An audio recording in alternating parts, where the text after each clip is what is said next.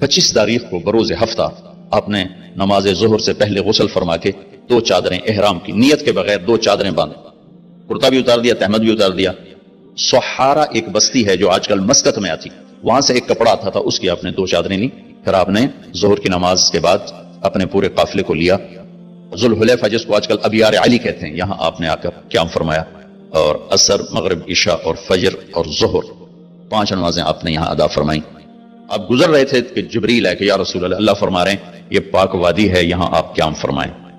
ایک رات کے قیام کے بعد صبح آپ نے فجر کی نماز کے بعد غسل فرمایا، خوشبو لگائی، اپنے بالوں کو تیل لگایا، پھر شہد لگایا. شہد گوند کا کام دیتا ہے، چونکہ اب ننگے سر جانا تھا تو بال بڑے تھے آپ کے، شانوں تک آئے ہوئے تھے، تو آپ نے ان کو شہد لگا کے نا وہ جوڑ دیا، آپس میں جوڑ دیا. اور عائشہ رضی اللہ تعالیٰ نے آپ کو خوشبو لگائی. جسم پہ خوشبو لگا سکتے ہیں احرام سے پہلے، احرام کے کپڑے کو نہیں، جسم پہ خوشبو لگا سکتے ہیں احرام کی نیت کرنے سے پہلے. بالوں میں، مانگ میں آپ نے خوشبو لگائی. پھر اس کے بعد آپ نے ظہر کی نماز ادا فرمائی اور آپ اونٹنی پہ سوار ہوئے اور قبلہ رخ ہو کر آپ نے کہا لبیک حجۃ اللہم لبیک.